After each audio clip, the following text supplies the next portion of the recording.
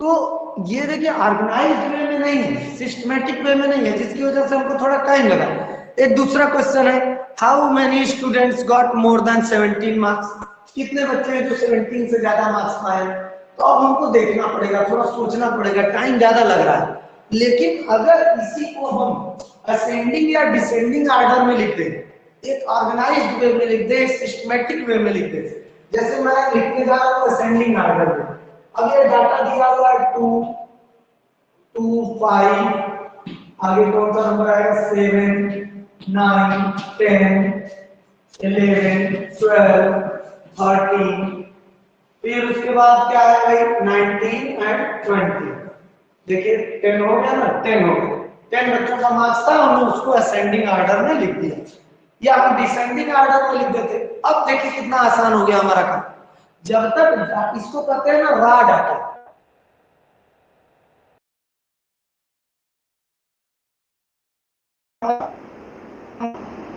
में दिया हुआ है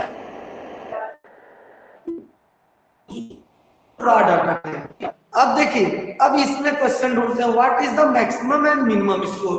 अब देखते हैं, तुरंत पता चल गया कि ये मिनिमम स्कोर है और ये मैक्सिमम स्कोर है, बड़ी आसानी से हम लोगों ने आइडेंटिफाई कर लिया। ठीक, अब दूसरा क्वेश्चन था how many students got more than 17 marks. तो ठीक है भाई, अब देखिए 17 मार्क्स से ज्यादा कितने बच्चे पाए, बाकी सब 13 तक ही पाए हैं, केवल 2 students got more than 17 marks. तो बड़ा सिंपल सा ये चैप्टर है, बड़ा ही इंटरेस्टिंग है। हमको समझना क्या है कि कोई डाटा हमको दिया हुआ है और उससे हमको इंफॉर्मेशन कलेक्ट करना है, तो सबसे पहले हम उस रॉ डाटा को ऑर्गेनाइज्ड डाटा के वे में लिखेंगे, हम उसको असेंडिंग या डिसेंडिंग ऑर्डर के फॉर्म में लिखेंगे, और उसके बाद जो जो क्वेश्चन पूछा हुआ है देखकर उस इंफॉर्मेशन को हम कलेक्ट कर लेंगे। तो यही देखिए, ये अब इसके बाद एक वर्ड आता है रेंज। ये तो हो गया और क्या क्या सीखा इंट्रोडक्शन में कि डाटा क्या होता है, ठीक। फिर organised data, organising data, organising data क्या क्या होता है भाई, ऑर्गेनाइजिंग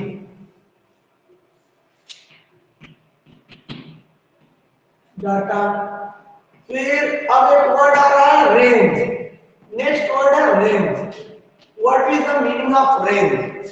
तो देखिए रेंज का मतलब है the range tell us how widely the numbers are spread. Range से हमको पता चलता है कि कितने से कितने बीच का वो नंबर लिया गया है, कितना स्प्रेड है, फैला कितना है। In other words range is the difference of the highest and lowest observation. देखिए रेंज का मतलब हुआ कि जो नंबर्स लिए गए हैं, जो डाटा हमको दिया गया है, उसका रेंज क्या है, मतलब कितने से कितने नंबर तक वो फैला हुआ है, स्प्रेड है।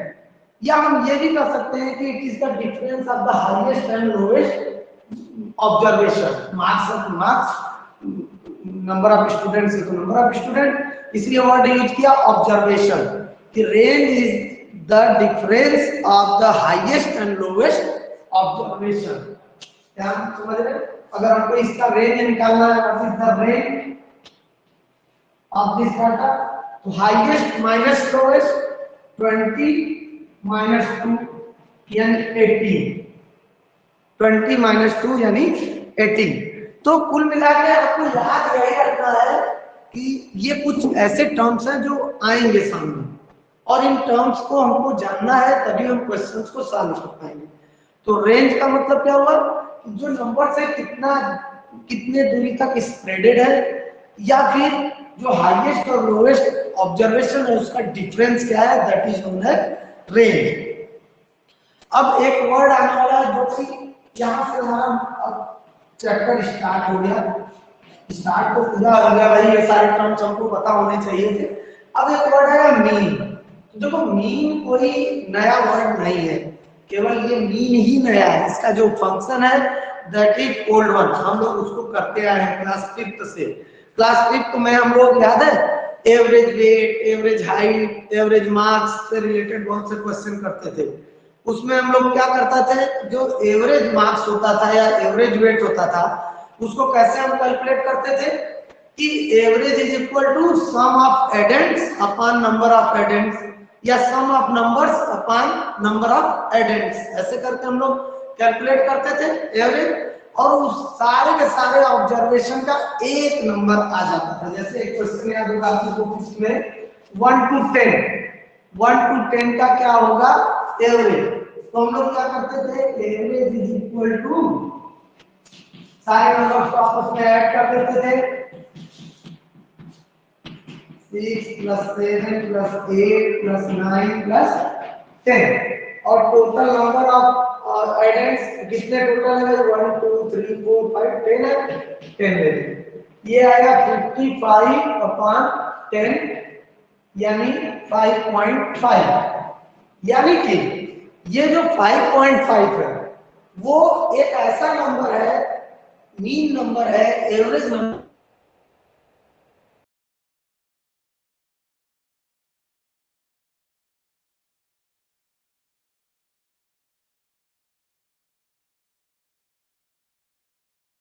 थे। तो एक हमको नंबर मिल जाता था, मान लीजिए आ गया 25 kg, क्लास में मान लीजिए 20 बच्चे हैं, उन 20 बच्चों का वेट अलग अलग है, उन सबको आपस में ऐड कर दिए सारे वेट को, और टोटल नंबर ऑफ स्टूडेंट यानी 20 से हमने डिवाइड कर दिया, तो एक नंबर आएगा ना कोई, तो मान लेते हैं कि आया 25 kg।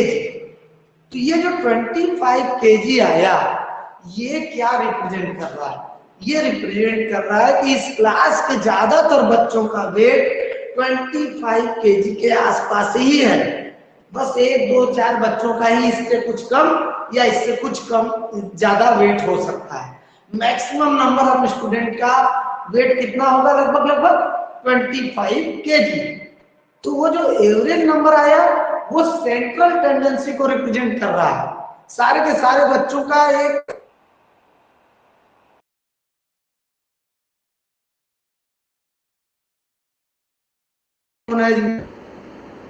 also देखिए जैसे the weight of maximum number of student is around 25 kg, only few of them have a much lower weight or some have much higher weight, thus the knowledge of average weight gives us a general impression of the weight of the students of the class as a whole। यानी जो ये average हमने निकाला वो पूरे के पूरे class के बच्चों का एक रीडिंग दे दिया आपको कि उन बच्चों का वेट भी लगभग इस 25 kg के आसपास होगा। ठीक, average are of different types, कई तरह के एवरेज होते हैं। ठीक, in this section we shall learn about a commonly known average which is also known as the arithmetic mean। ठीक है, अर्थमेटिक मीन भी कहा जाता है, क्योंकि चूंकि हम लोग ये नंबर वाला कैलकुलेशन कर रहे हैं तो इस एवरेज को अर्थमेटिक मीन भी कहा जाता है।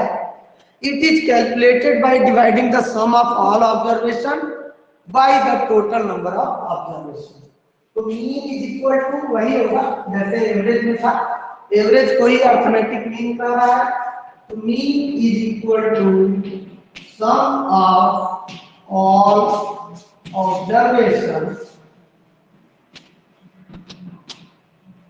upon number of observations, number of observations। उम्मीद है यहाँ पर बात समझ में आ गई होगी कि डाटा क्या होता है, ऑर्गेनाइजिंग डाटा क्या होता है, ऑर्गेनाइजिंग, ठीक है, ऑर्गेनाइजिंग डाटा। रेंज क्या होता है, difference of the highest score या हाईएस्ट ऑब्जर्वेशन और लोएस्ट ऑब्जर्वेशन का डिफरेंस होता है। मीन क्या होता है, it is arithmetic mean means average, और उसका फार्मूला क्या होगा, sum of all observation upon number of observations.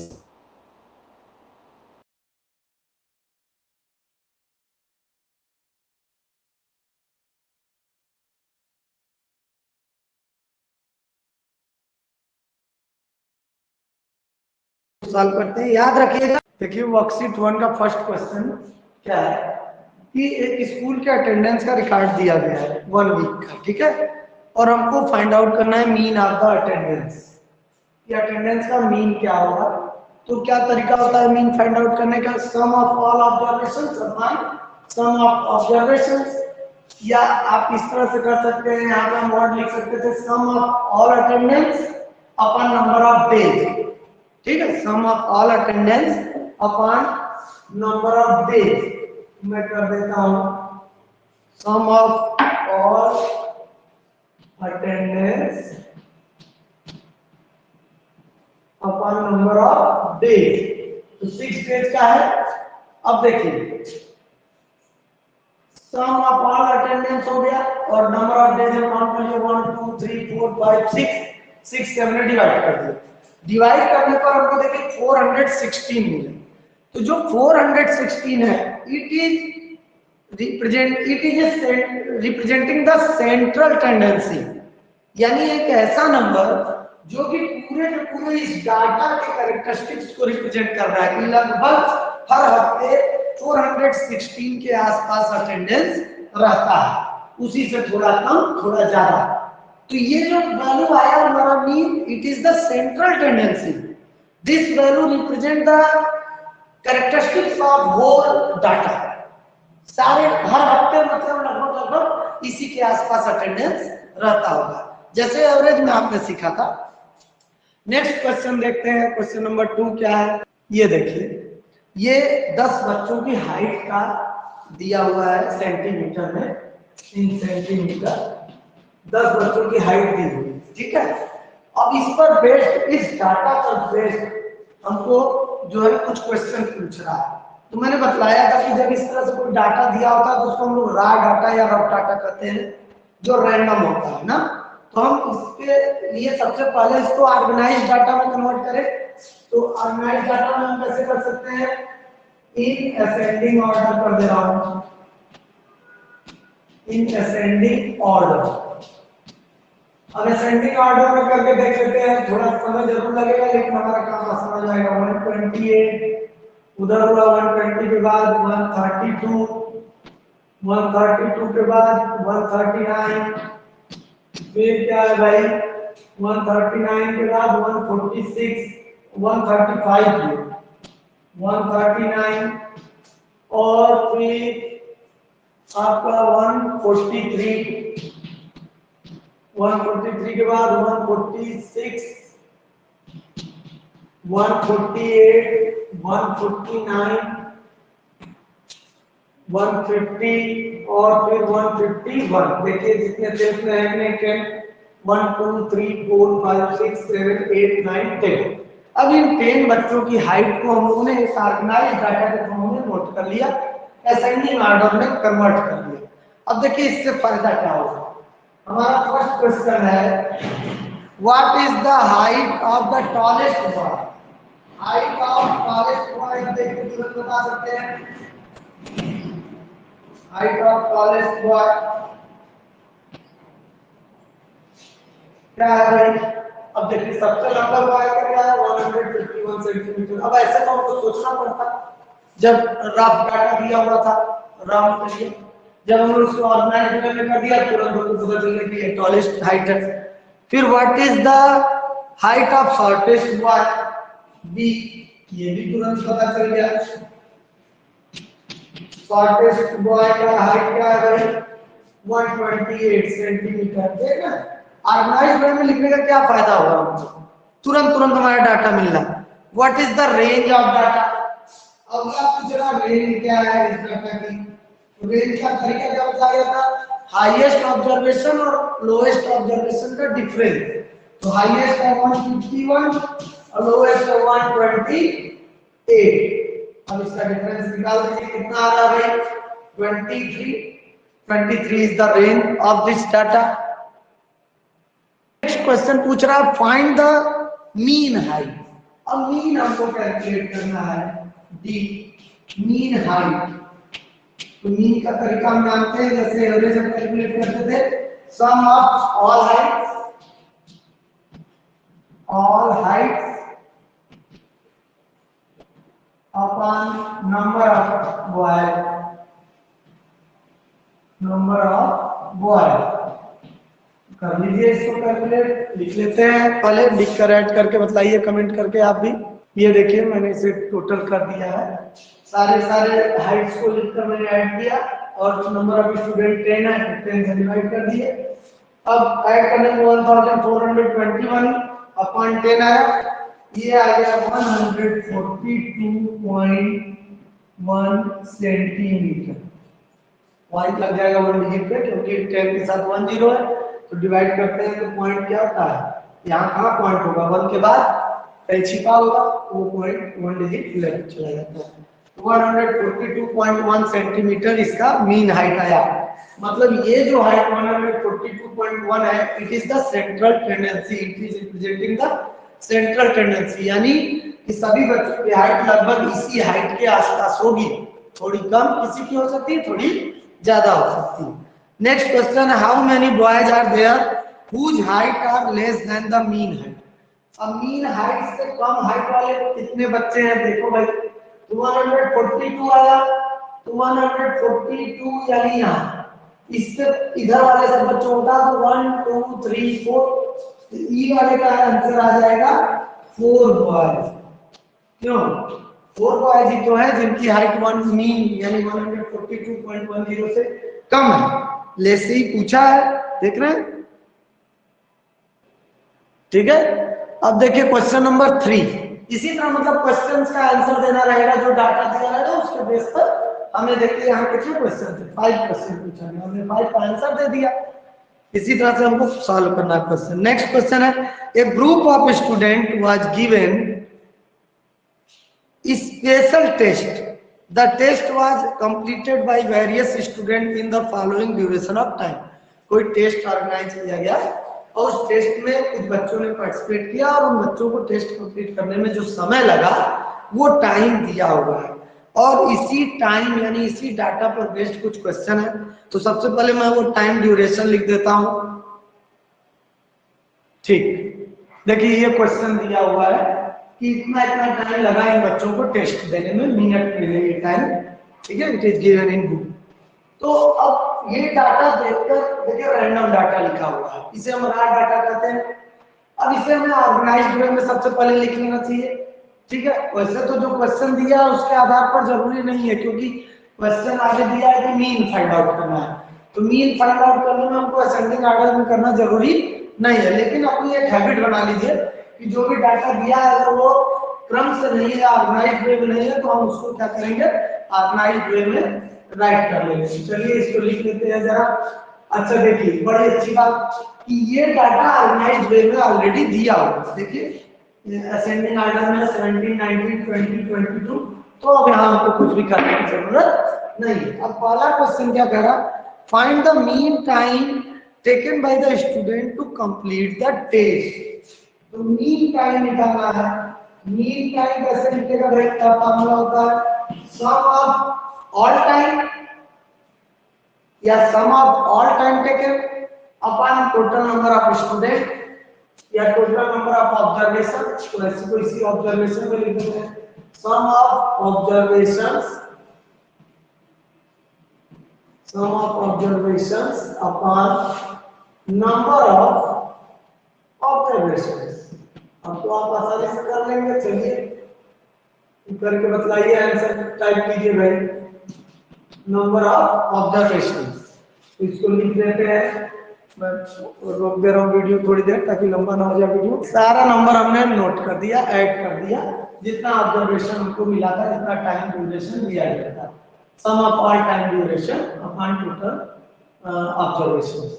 तो 10 ऑब्जर्वेशंस है, 1 2 3 4 ऐसे काउंट कर लेंगे तो ये 10 है, और ऊपर उनका सम कर दिया। ऐड करके बताइए कितना आया, कमेंट करके जल्दी से। बहुत सही, कमेंट में भी कई लोगों का आंसर आ रहा है। तो इसे देखिए ऐड करेंगे, तो ऐड करने पर 250 आ रहा है, उसमें 10 से डिवाइड कर दिया यानी 25, यानी मैक्सिमम स्टूडेंट्स ने लगभग 25 मिनट के आसपास समय लिया होगा, इतने मिनट, ठीक है। तो ये जो नंबर है वो रिप्रेजेंट कर रहा है मीन टाइम को।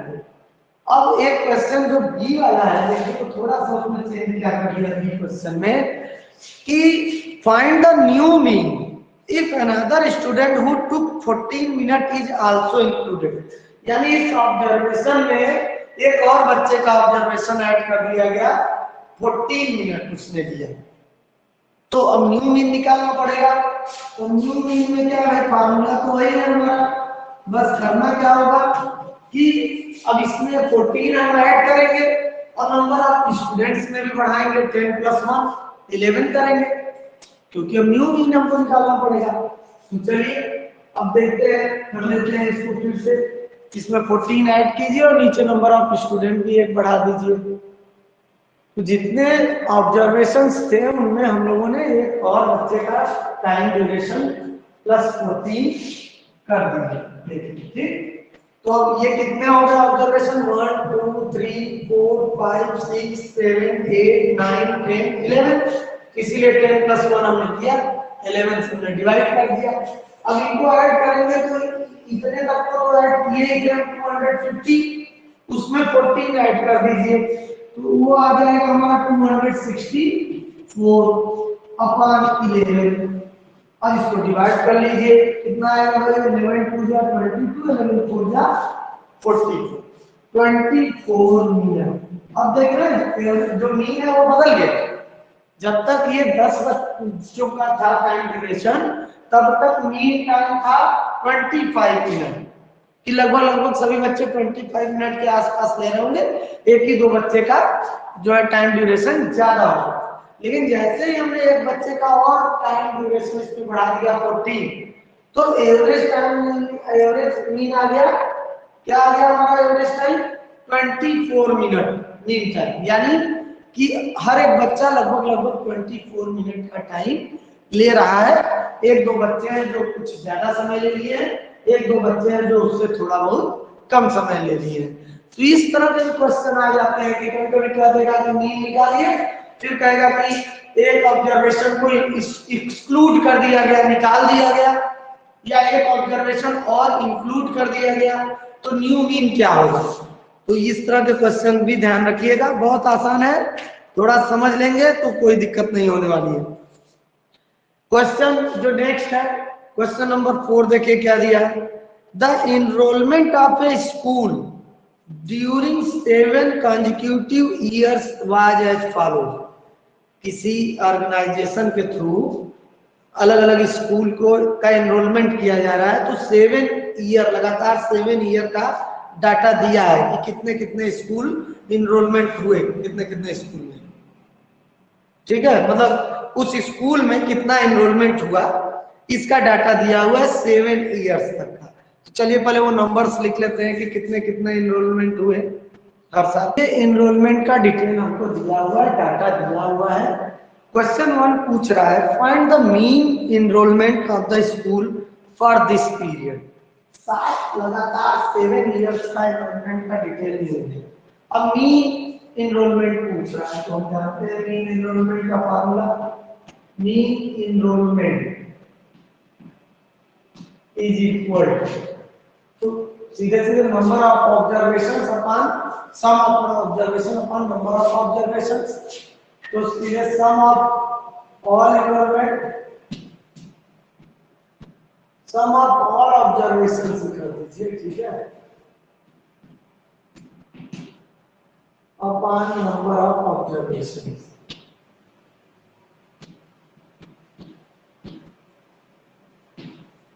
अब ये नोट कर दिया हमने, अब लिख देते हैं, वैल्यू पुटअप कर लेते हैं पहले, सभी को ऐड, इन सारे डाटा को हमने ऐड कर लिया और कितने ईयर के लिए था 7, 1 2 3 4 5 6 7, तो 7 से हमने डिवाइड किया।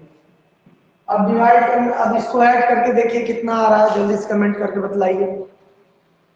अब देखिए ऐड करने पर सारे ऑब्जर्वेशन को मिला 20,650 अपॉन 7, इसको डिवाइड कर दीजिए तो आ रहा 2,950, यानी हर साल लगभग 2,950 इनरोलमेंट के आसपास होता था। तो ये जो नंबर आया है ये सेंट्रल टेंडेंसी को रिप्रेजेंट कर रहा कि इसी के आसपास हर साल लगभग इनरोलमेंट होते होंगे, इसी से थोड़ा कम, इसी से थोड़ा ज्यादा। अब क्वेश्चन नंबर 2 का क्या रहा है, इसी में 4 में second point, find the new mean if the enrolment of the current year that is 4,270 is also included. अब इसमें इस साल का भी एनरोलमेंट इंक्लूड करने की बात कर रहा है।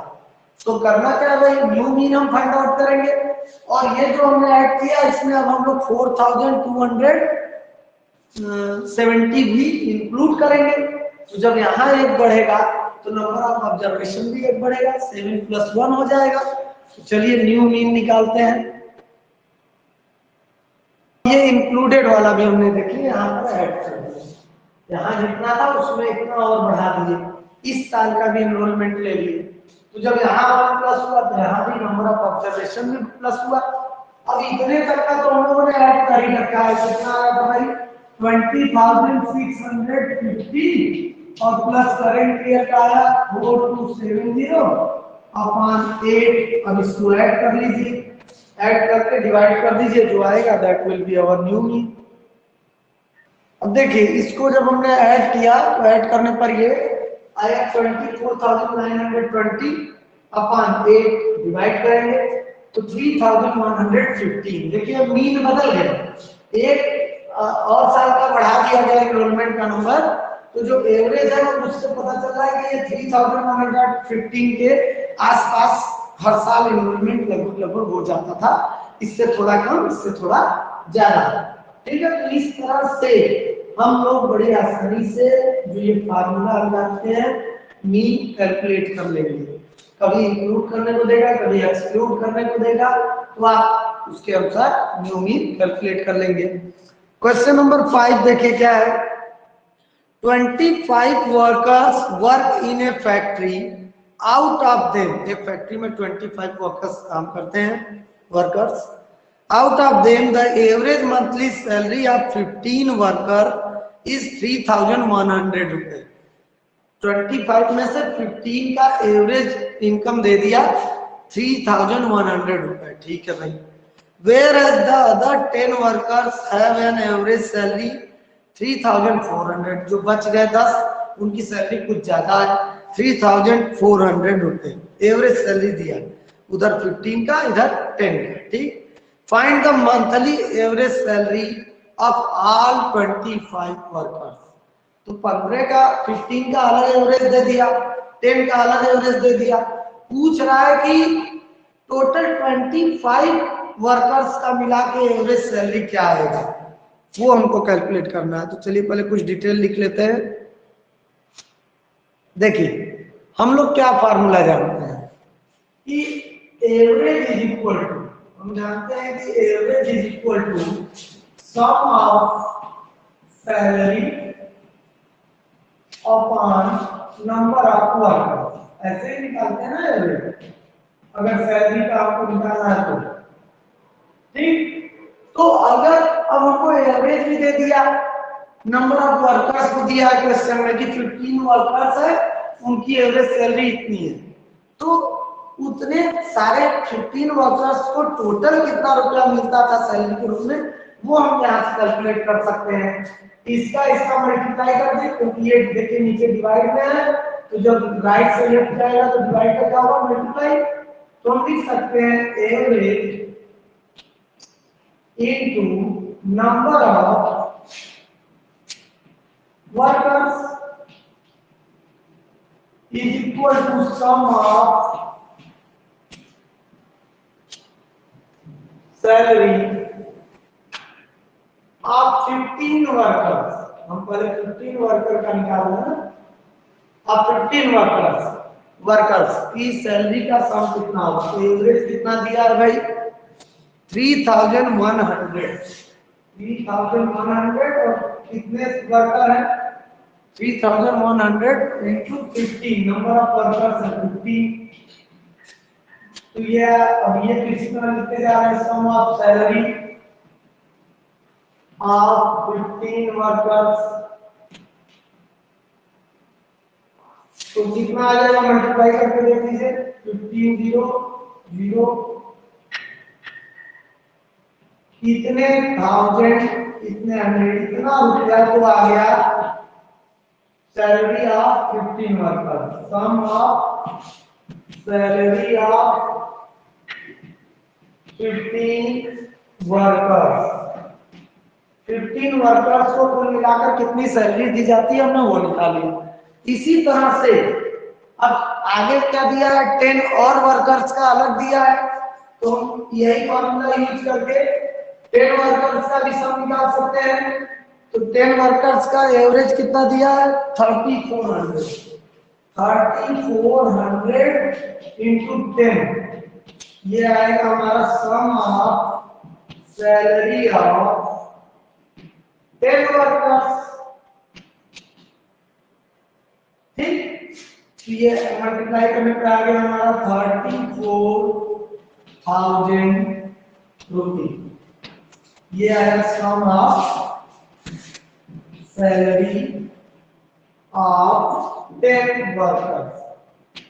अब देखिए हम लोगों ने अभी तक क्या काम किया कि हमने सबसे पहले 15 जो एम्प्लॉय थे उनकी सैलरी टोटल कितनी हुई हमने निकाल लिया, average into number of employee से। फिर 10 वर्कर्स की सैलरी कितनी होगी उसका सम वो भी हमने निकाल लिया। अब हमको टोटल मनी मिल गया, टोटल वर्कर मिल गए।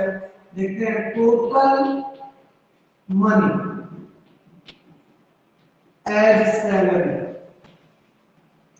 सबकी सैलरी मिलाकर टोटल मनी कितनी हुई तो ऐड कर दीजिए। 55,500 प्लस 34,000 ऐड करने पर ये आया हमारे पास 00598 89,500 रुपीज। ये सारे के सारे मतलब जो 15 वर्कर वो थे और प्लस 10 वर्कर सबका मिलाकर इतना रुपया हुआ कि मतलब हर महीने इतनी सैलरी दी जाती है। और टोटल नंबर ऑफ एम्प्लॉय या नंबर ऑफ वर्कर कितने हुए भाई, टोटल नंबर ऑफ वर्कर हो गए कितने 15 प्लस 10, ये आ गया 25। अब हमें टोटल इनकम सैलरी भी पता है, टोटल नंबर ऑफ वर्कर भी पता है, और क्वेश्चन में क्या पूछा है, find the monthly average salary. तो बस अब monthly average salary is equal to monthly average salary is equal to total salary upon total worker, total number of worker. अब वैल्यू पुट कर दीजिए। टोटल सैलरी हमारी है 89,500 अपॉन टोटल वर्कर है 25। इसे डिवाइड कर दीजिए, जो आएगा that will be our answer. जल्दी से डिवाइड करके कमेंट कीजिए। देखिए यहाँ एक गड़बड़ी हुई है कैलकुलेशन में, ये 46,500 आएगा, करेक्ट, ठीक है। तो 46,500 यहाँ भी करेक्ट कर देते हैं, और ये ऐड करने का है 80,500। अब इस 80,500 को डिवाइड करिए तो आपको सही आंसर मिल जाएगा 3,220 रुपए उनकी एवरेज मंथली सैलरी होगी। तो इस तरह का भी क्वेश्चन हम लोग 5th लेवल से करते आ रहे हैं। एवरेज में भी ऐसा ही क्वेश्चन था क्लास 6 में, ठीक है। बहुत ज्यादा डिफरेंस नहीं है, आपको करना यह है कि सोचकर समझकर कैलकुलेशन को सही रखते हुए अपने वर्क को आगे करना है, ठीक है। तो इस तरह से हमने मंथली एवरेज सैलरी कैलकुलेट कर लिया। नेक्स्ट क्वेश्चन देखते हैं।